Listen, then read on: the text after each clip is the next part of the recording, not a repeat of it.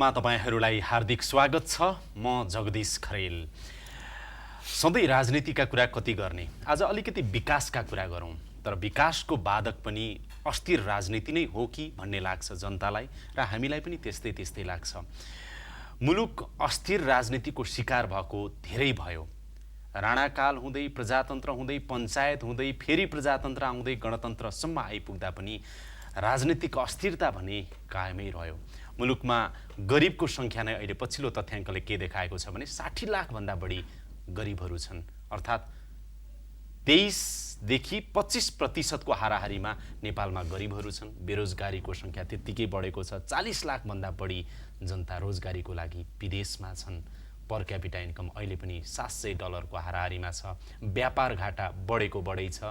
गत सालको नाकाबन्दी र भुइँचालोको कारण 0.77% सीमित रहेको आर्थिक वृद्धि दर जीडीपी अब यसपाला सरकारले 6% पुर्याउँछु भन्ने हिम्मत गरेको छ, तर त्यो पनि खासै देखिँदैन। यी यावत समस्याहरू छन्। राष्ट्रिय गौरवका आयोजनाहरूको प्रगति सन्तोषजनक रूपमा भएको छैन। आखिर विकासको बाधक साँच्चीकै अस्थिर राजनीति नै हो त? एकजना राजनीतिकर्मीको आँखाबाट हेरौँ, जो संसदको विकास समितिका सभापति समेत रहनुभएका मान्य रविन्द्र अधिकारीसँग कुराकानी गर्दैछु। स्वागत छ मान्यज्यू यहाँलाई कार्यक्रममा। धन्यवाद। सन्चै हुनुहुन्छ? एकदम ठिक छ। कता घुमेर आउनुभयो तपाईँ? Laos, Thailand, specially Laos. हामीले किन जानुभएको थियो? लाओस धेरै पछाडि विकास गर्दै गरेको देश हो। हामी विकासको लागि कोरिया, अमेरिका, जापान, युरोप मात्रै हेर्ने भन्छौँ। पछिल्लो अवधिमा साह्रै पछाडि परेका देशहरूले पनि विकास गरिरहेका छन्। त्यसमध्ये लाओस जस्ता देशहरू पनि हुन्, कम्बोडिया हो। त्यसले गर्दाखेरि यस्ता देशहरू जस्तो इथियोपिया, म चाहिँ अब इथियोपिया जाने, इथियोपिया पनि हेर्ने हिसाबमा छु, जसलाई हामीले असाध्यै पछाडि परेका देश भनेर आजभन्दा 12-15 वर्ष अगाडिसम्म लेख्थ्यौँ, गणनामा त्यसरी राख्थ्यौँ। आज तिनीहरूले कसरी विकास गरे त? वास्तवमा उनीहरूले विकास गर्दाखेरि कुन तरिकालाई प्रयोग गरे अथवा के अवस्थाले उनीहरूको अगाडि बढ्न सके, यो कुरा हामीले हेर्न गयौँ। जस्तो यही बीचमा नि तपाईँले लाओस भन्नुभयो, कम्बोडिया भन्नुभयो, इथियोपिया भन्नुभयो नि, यी देशहरू करिब हामी जस्तै जस्तै थिए होलान् अथवा हामीभन्दा धेरै पछाडि थिए। अलिकति मात्रै बताइदिनुहोस् न त, ठ्याक्कै डाटामा बताइदिनुहोस् कि इतिहासदेखि वर्तमानसम्मको कालखण्डमा नेपाललाई यी देशहरूसँग तुलना गर्नु पर्यो भने विगतमा यी देशहरू कुन स्ट्याटसमा थिए विकासको हिसाबले, आज कुन अवस्थामा आएको तपाईँले पाउनुभयो? 12 वर्ष अगाडिसम्म लाओसको प्रति व्यक्ति आम्दानी 400 पनि थिएन। अहिले आज 1970 छ डलर। हाम्रो 700 छ। हाम्रो 700 छ। ग्रोथ रेटको कुरा गर्नुहुन्छ भने 7 वर्षसम्म 7% कायम गरे। अहिले 8% ग्रोथ रेटमा पुगिरहेछन् यिनीहरू, जबकि हामी गत वर्ष 0.77 छौँ। अब चाहिँ 6 भनेका छौँ, तर 4 र 5 को बिचमा हामी रहन्छौँ। अब सबैभन्दा अझ फ्यान्टास्टिक गजब लाग्ने कुरा के छ भने यिनीहरू 5000 मेगावाट विद्युत थाइल्यान्डलाई बेच्छन्। 9000 विद्युत बेच्ने गरी पावर पर्चेज एग्रिमेन्ट भएर बसेको छ। 4 वर्षमा 9000 विद्युत थाइल्यान्डलाई बेच्दैछन्। जबकि पिक सिजनमा हाम्रो 1000 मेगावाट पनि छैन। हामी 800 को वरपर 800 र 900 को बिचमा छौँ। तपाईँले मेन ठाउँको रोड नेटवर्क जहाँ चाहिने उनीहरूले रेड नेटवर्क पुर्याए। हामी कहाँमा बिग्रेको र भत्केको सडक यत्र तत्र सर्वत्र छन्। हरेक दिन दुर्घटनाका समाचार आउँछन्। एउटा सडकको कारण पनि। सडकको स्ट्यान्डर्ड छैन। हामीले चाहिँ एउटा करिब 500 किलोमिटर टाढा भएको हाइड्रो पावर हेर्न गयौँ। त्यो हाइड्रो पावर हेर्न जाँदाखेरि करिब 500 किलोमिटर टाढाको चाहिँ हामी 6 घन्टामा पुग्न सक्यौँ। यो लाओसको कुरा भयो। लाओस जस्तै तपाईँले अघि हामी अफ द रेकर्डमा पनि केही कुरा गर्दै हुनुहुन्थ्यो अरू देशहरूको बारेमा। जस्तो अहिले पछिल्लो कम्बोडिया प्रोजेक्टहरूको इम्प्लिमेन्टेसन राम्रो गरिरहेको छ। इथियोपियाको चाहिँ तपाईँले अहिले एयरलाइन्सकै कुरा गर्नुहुन्छ, इथियोपिया अगाडि छ। हाइड्रोमा 10,000 मेगावाट पुर्याउने उनीहरूले बेला भइसक्यो। अरू हिसाबबाट उनीहरूले गर्दैछन्। जस्तो लाओसमा 40 लाख टुरिस्ट जान्छन्। 40 लाख, 68 लाख जनसङ्ख्या हो। 40 लाख 50 लाख त टुरिस्ट जान्छन्। भनिसके पछाडि एउटा देश विकास गर्नको निम्ति राजनीतिक स्थायित्व, एउटा राजनीतिक इच्छा शक्ति। यसमा म आउँछु। 10-12 एक दशकभन्दा अगाडिसम्म पनि हामीभन्दा खस्किएको अवस्था यी 12 देशहरूको वर्ष थियो। अगाडिसम्म सबैभन्दा 10 वर्ष अगाडिसम्म हामीले सबैभन्दा तलको उदाहरण दिनुपर्दा ती देशलाई दिन्थ्यो। आज ती देश हामीभन्दा धेरै माथि छन्।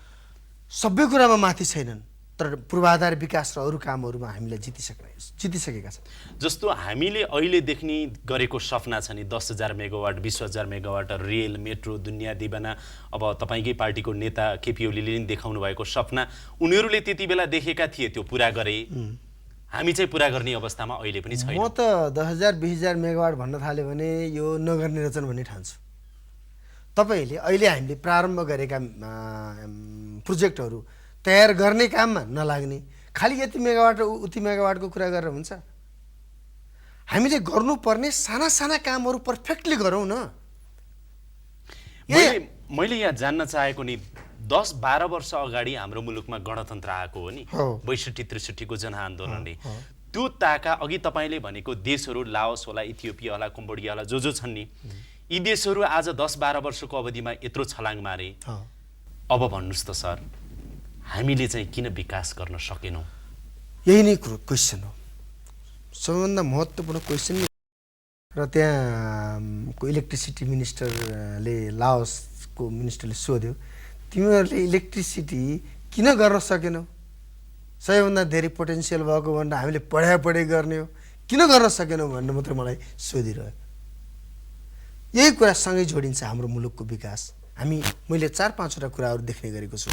एउटा हाम्रो भू राजनीति हो, हामी जस्तो भू राजनीतिमा छौँ त्यो भू राजनीति अनुसार हामीले हाम्रो राजनीतिलाई ठिक ढङ्गले लैजान सकेनौँ। हाम्रो राजनीतिक स्थायित्व, हामीले विकास र परराष्ट्र अथवा सुरक्षाका यस्ता विषयहरूमा चाहिँ यदि सरकार पद बदलिरहन्छ भने पनि यसमा एकरूपता कायम गर्न सकेनौँ, स्थायित्व पनि हामी कहाँ भएन। अर्को, राजनीति केका लागि? राजनीति हिजो स्वतन्त्रताका लागि थियो होला, हामीले राजनीतिलाई विरोध र समर्थन र विरोधका लागि बनायौँ, तर राजनीति विकासका लागि हुनुपर्दछ, जनताको समृद्ध जीवनका लागि हुनुपर्दछ। मुलुकलाई चाहिँ चेन्ज भनेको विकासबाट चेन्ज गर्ने हो, जनताको जीवनस्तरलाई बढाउने हो र त्यहाँ न्याय स्थापित गर्ने हो। हामीले राजनीति के को लागि? For what? पोलिटिक्स। आजसम्म पनि हाम्रो नेताहरूमा क्लियर छैन। अब एउटा कुरा त भन्न सकियो नि, होइन? जस्तो राजनीतिक व्यवस्था, सुदृढ राजनीतिक व्यवस्था, जनताले चाहेको व्यवस्था कायम गर्ने दिन त अब सकियो, गणतन्त्र त आइसक्यो। अब एकदम सकियो। यो भन्दा उत्कृष्ट अर्को व्यवस्था भनेको अब कुन चाहिँ आउला र? कि वैद्य माओवादीहरूले भने जस्तो जनगणतन्त्र भन्ने आउला, अर्को फरक कुरा होला? नभए सामान्यतया त राजनीतिक व्यवस्था त अब हामीले मैले भर्खरै मात्रै एउटा समृद्ध नेपाल भन्ने पुस्तक निकालेको छु। त्यसमा मैले विकासका मात्रै कुरा लेखेको छु, डेभलपमेन्टको बारेमा, हाम्रो मुलुकको डेभलपमेन्टको बारेमा। धेरै मान्छेले भने कि त्यहाँ त राजनीति पुगेन। राजनीति नै विकास हो अबको। जुन राजनीतिले पर क्यापिटा इन्कम बढाउँदैन, जुन राजनीतिले नागरिकका छोराछोरीलाई स्कुल पुर्याउन सक्दैन, जुन राजनीतिले चाहिँ अस्पताल पुर्याउन सक्दैन बिरामी पर्दा, जुन राजनीतिले चाहिँ मान्छेको चाहिँ जीवनलाई सुखी बनाउन सक्दैन, त्यो राजनीति होइन। जुन राजनीतिले केवल विरोध गर्न सिकाउँछ, भर्सना गर्न सिकाउँछ, केवल त्यसमा मात्रै शक्ति आर्जन गर्ने, एकले अर्कोलाई चाहिँ सिद्ध्याउने सिकाउँछ, जुन राजनीति स्वस्थ प्रतिस्पर्धा गर्न सिकाउँदैन, स्वस्थ प्रतिस्पर्धा पनि मुलुक निर्माणका लागि रचनात्मक हुन सिकाउँदैन, त्यो राजनीति अबको राजनीति होइन, त्यो अराजनीति हो। आज हामीले राजनीति गरिरहेका छैनौँ। विकास गर्नु भनेकै राजनीति गर्नु हो नि, सामान्य जनताले बुझ्दाखेरि पनि हो नि।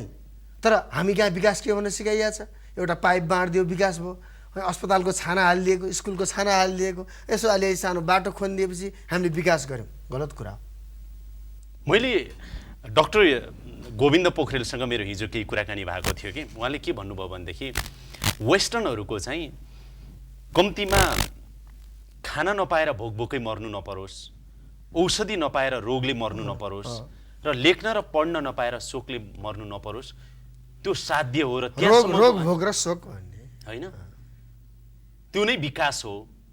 र विकासको लागि उहाँले के भन्नुभयो भने, अर्को कुरा म थप्छु तपाईँलाई, विकासको लागि साधनको रूपमा चाहिँ बाटो, बिजुली, अस्पताल, स्कुल, भौतिक पूर्वाधार, यी सामाजिक सुरक्षाका कुराहरू, यी सबै कुराहरू चाहिँ साधन हुन्, तर गन्तव्य त त्यहाँ हो, हामी त्यहाँ पुग्न सकेनौँ। जगदीशजी, विकासका परिभाषाहरू समयअनुसार बदलिएका छन्। पहिला ठुल्ठुला कल कारखाना बनाउनु, बाटोघाटो बनाउनु, होइन, बन्दरगाहहरू बनाउनु विकास मानिन्थ्यो। तर पछाडि त्यो मात्रै विकास होइन, विकासको लागि त हैन मान्छेको चाहिँ प्रति व्यक्ति आम्दानी कति छ, औषध आयु कति छ, बाल मृत्यु दर कति छ, त्यसबाट सामाजिक विकासबाट हेर्नुपर्दछ, खानेपानी स्वच्छ पानी कति पाउँछन्, विद्यालय कस्तो छन् हैन, त्यसबाट हेर्नुपर्दछ भन्ने आयो।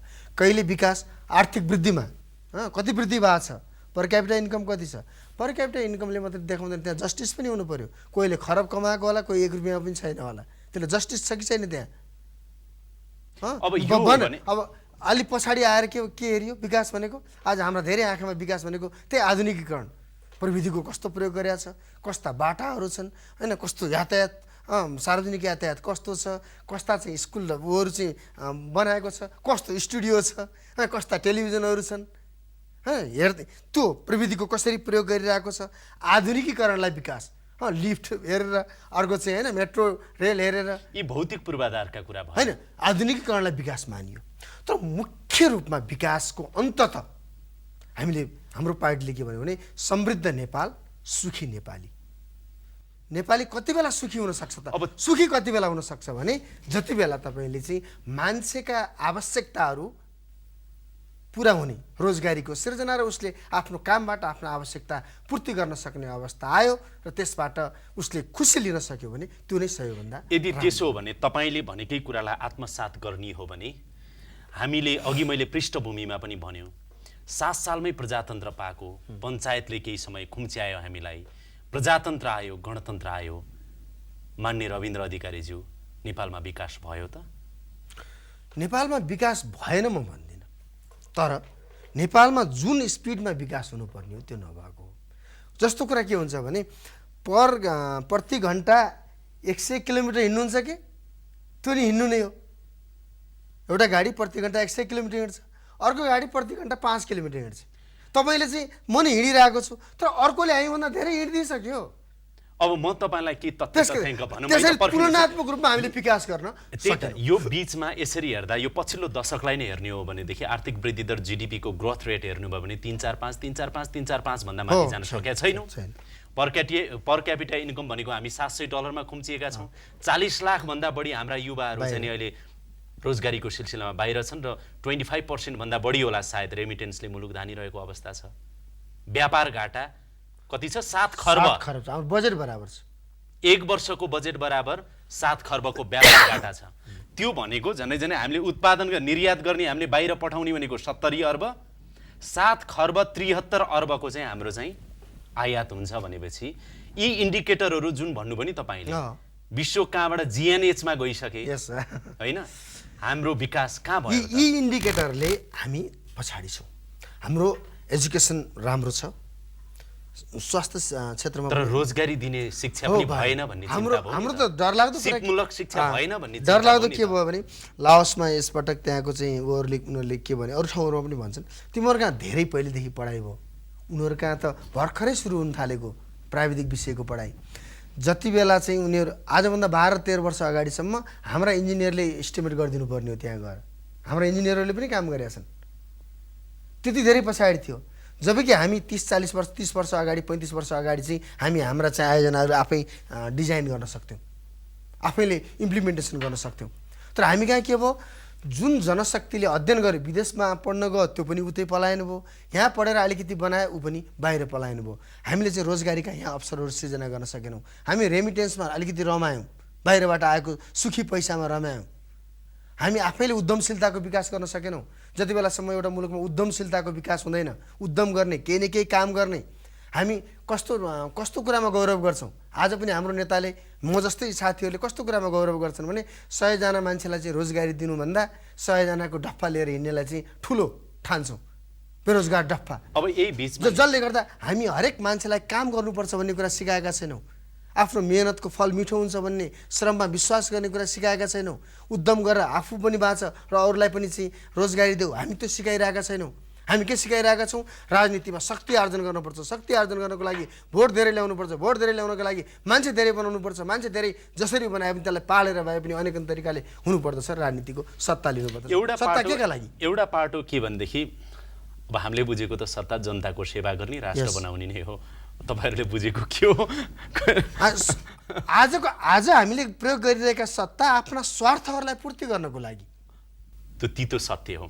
मैले यहाँ जोड्न खोजेको के भनेदेखि जस्तो पुँजी उत्पादन भन्नुहोस्, आर्थिक ग्रोथ भन्नुहोस्, अथवा चाहिँ पूर्वाधारको चाहिँ नि निर्माण भन्नुहोस्, यी कुराहरू चाहिँ नि आधुनिकीकरणको सन्दर्भमा यी जोडिए। अर्को चाहिँ सामाजिक सुरक्षाको कुराहरू छ नि, त्यो अर्को पाटो हो। तपाईँले तुलना गर्दाखेरि मलाई छोटोमा मात्रै बताइदिनुहोस्, जस्तो अहिलेलाई ल्याउँ न, कम्बोडिया नै ल्याउँ अथवा लाओस ल्याउँ अथवा इथियोपिया ल्याउँ, अर्को देश ल्याउँ कुनै पनि, तीसँग तुलना गर्दा सामाजिक सुरक्षाको सन्दर्भमा हामी अगाडि छौँ होइन?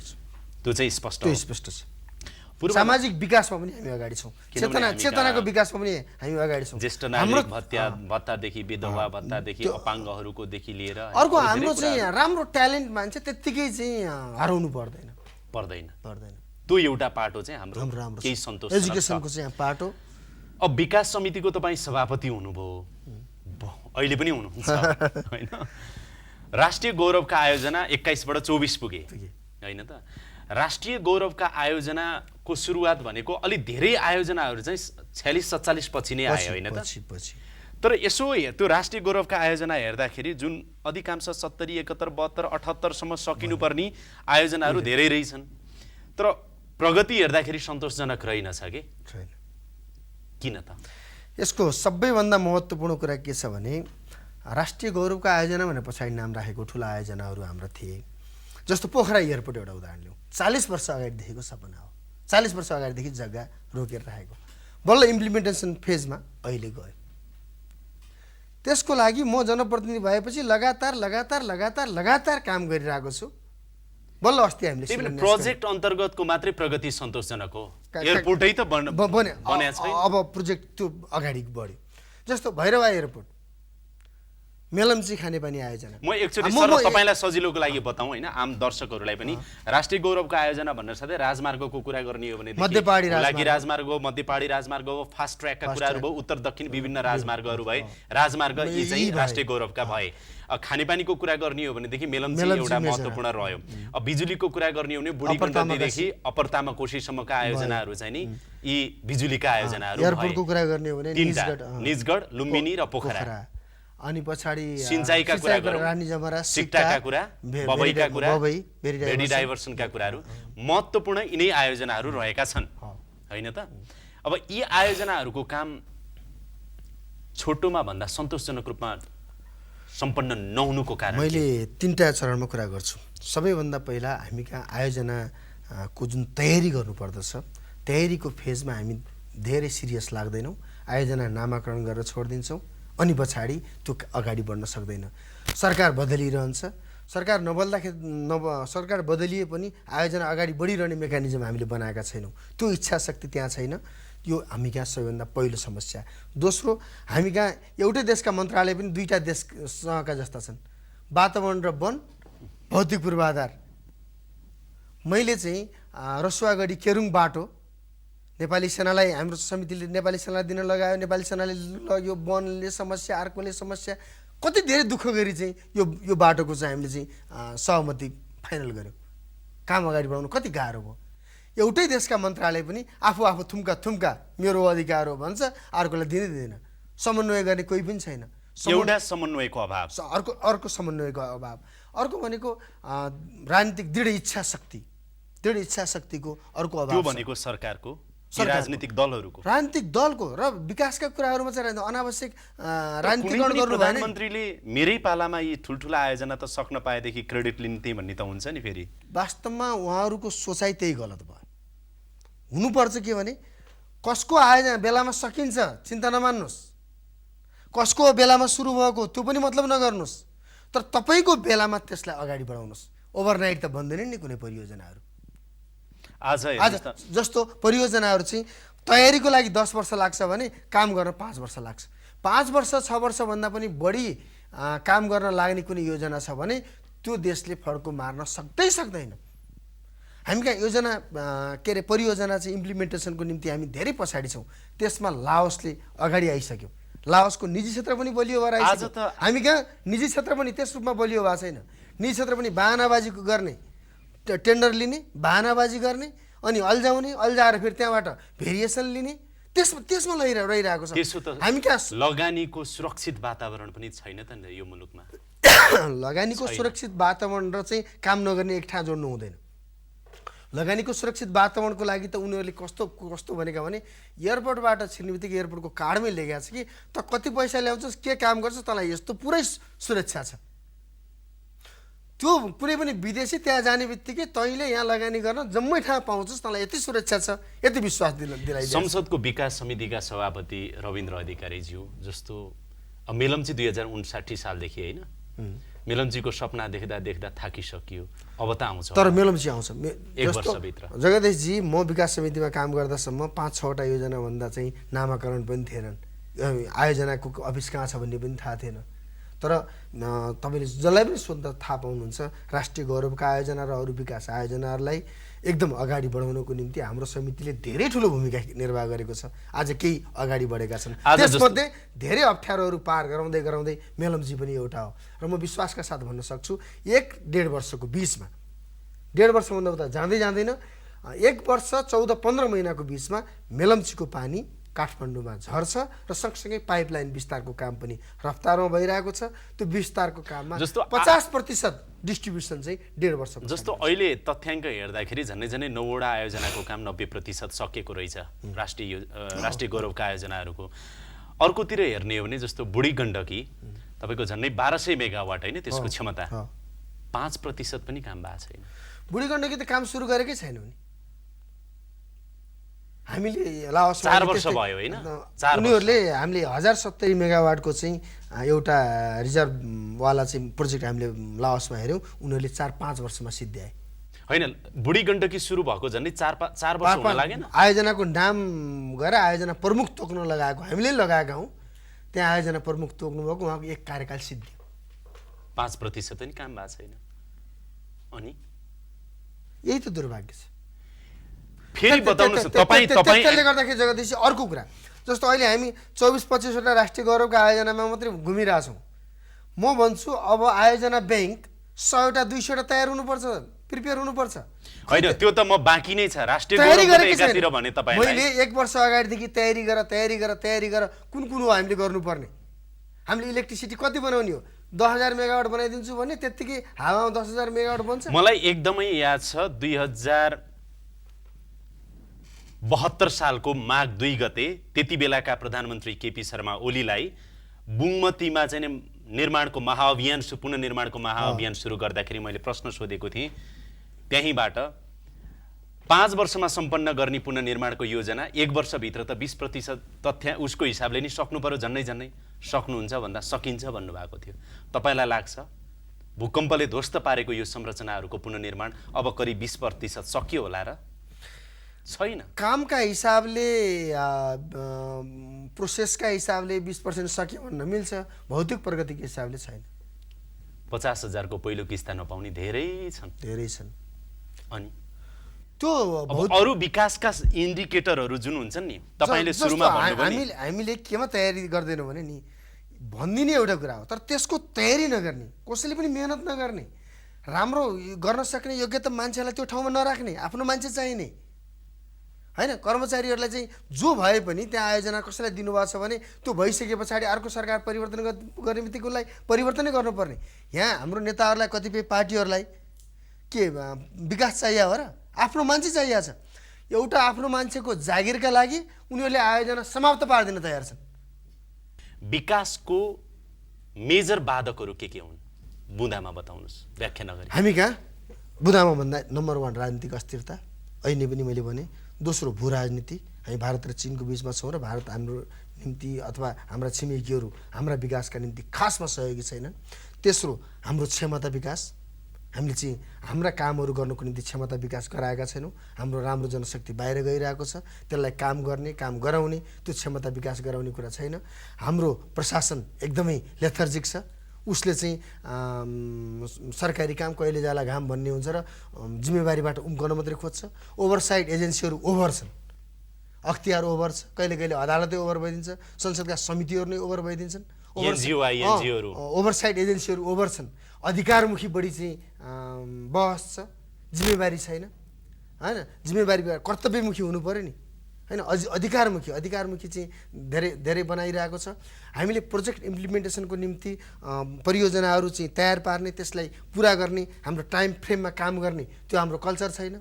अनि राम्रो गर्ने मान्छेलाई चाहिँ पुरस्कृत गर्ने, नराम्रोलाई दण्डित गर्ने छैन। यहाँ काम नगर्ने मान्छे पुरस्कृत हुन्छ किनभने उसले गल्ती गर्दैन।